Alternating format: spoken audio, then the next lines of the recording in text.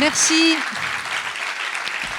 Merci beaucoup, Noémie, pour vos propos, pour votre témoignage, votre partage. Plus comme ça que j'ai envie de le dire. On va, avant de vous donner la parole pour éventuellement quelques questions à nos trois intervenants, je vais demander donc à Jean-Marc Lemoine. Jean-Marc, peut-être que vous voulez aller au pupitre, ça sera plus confortable pour vous. Vous êtes le président ou membre de l'association Hold Up et vous allez nous livrer une vision, une manière d'aborder la question de l'intimité des personnes âgées. Et je vous revois tout à l'heure lever le bras de manière militante. C'est à vous. Je précise que sur le programme initial, c'est Georges Hervouet qui devait intervenir. Georges est le président de notre association Hold Up, Hold sans H, autrement dit vieux debout. Nous revendiquons l'adjectif de vieux, nous ne sommes pas des seniors, des anciens, pas d'euphémisme, nous sommes des vieux. Voilà, donc je précise que j'ai 79 ans. Donc voilà, je parle aussi en connaissance de cause. Pour toute personne, pour les handicapés, les vieux, la vie affective est vitale. Elle est à laisser naître, à laisser faire et non à programmer. La vie sexuelle des vieux est un continuum aux évolutions lentes. Elle ne change pas d'un jour à l'autre. Nous naissons, sauf rares exceptions, sexuées. Nous mourrons sexués. Nous naissons avec le désir de la chaleur du sein maternel. Nous mourrons avec le désir d'un regard d'empathie, d'une main encourageante pour glisser dans le néant originaire ou dans une autre vie mystérieuse. Nous, vieux, restons des êtres sexués de désir jusqu'au dernier souffle. Et pourtant, pour notre société, le renoncement à toute forme de sexualité devrait aller de pair avec l'avancée en âge. Le vieillissement du corps entraînerait la chute des pulsions sexuelles.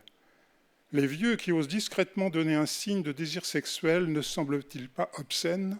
La sexualité des vieux reste cachée, reléguée dans les coulisses de la société, perçue comme honteuse. L'expression de la sexualité est liée à la représentation de notre corps. À la puberté, les mécanismes hormonaux entraînent le surgissement des caractères sexuels secondaires. L'évolution physique et comportementale perturbe l'équilibre des adolescents. Il leur faut du temps pour apprivoiser leur nouveau corps. Et pour nous, les vieux, quand une vieille, un vieux évite de se retrouver nu dans la salle de bain avec son partenaire ou son conjoint, elle n'accepte plus les marques du vieillissement, flétrissures, rides, peau flasque, et craint de susciter le rejet plus que le désir. Et cependant, après une conversation tendue, un baiser sur un front ridé, une caresse légère sur les sillons de la main tachée, dissipent toutes les craintes. Je compte encore pour l'autre. J'attire encore l'autre. Ces gestes simples, cette réassurance peuvent entraîner un contact plus intime. Cela n'a rien à voir avec l'élan fougueux de deux jeunes de 20 ans. L'amour charnel dans la vieillesse passe plus souvent par les caresses et le toucher, sans que la pénétration soit le passage obligé.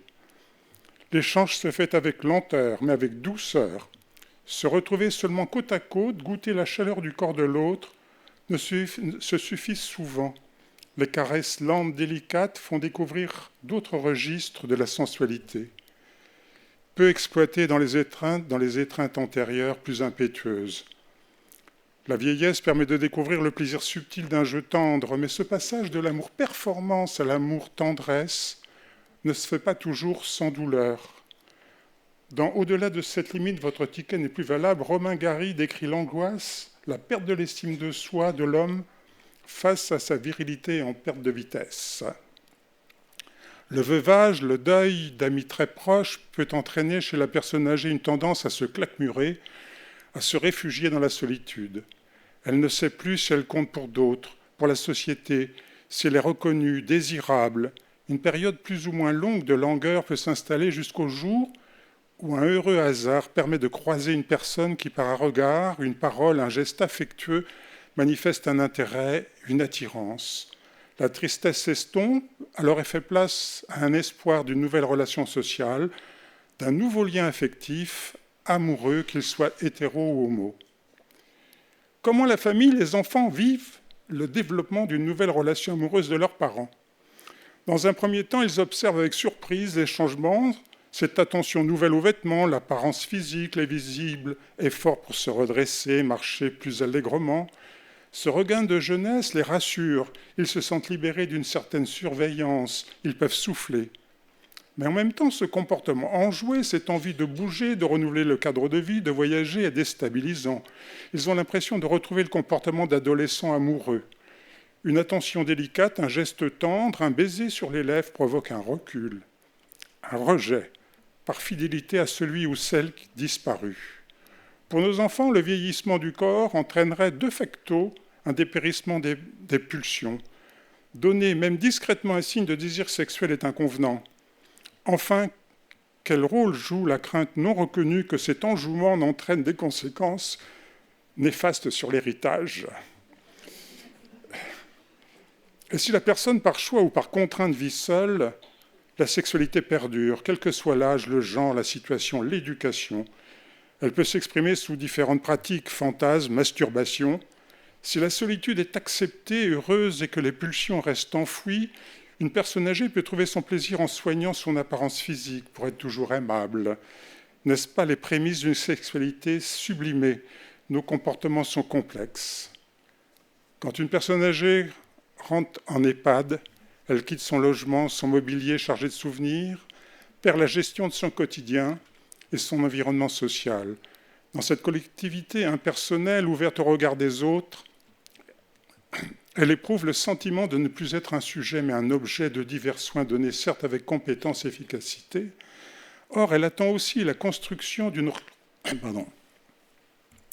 relation humaine réciproque dans le respect de son autonomie. Dans ce fort chamboulement intérieur, une complicité des esprits, un regard d'un autre ou d'une autre résidente peuvent se manifester. La personne redevient un être social qui attire toujours, qui peut encore éprouver une émotion forte. Les premières manifestations affectives sont perçues comme attendrissantes, voire enfantines. Lorsqu'une dimension sexuelle devient trop apparente, le regard de l'institution change. Elle réprouve les vieilles personnes qui osent s'embrasser comme un jeune couple. La société attend des vieux la sagesse qui impliquerait un renoncement à toute expression sexuelle. La sexualité n'est-elle pas la véritable source de toute relation tout au long de la vie ? Cesse-t-elle avant la mort ou perdure-t-elle jusqu'au bout ?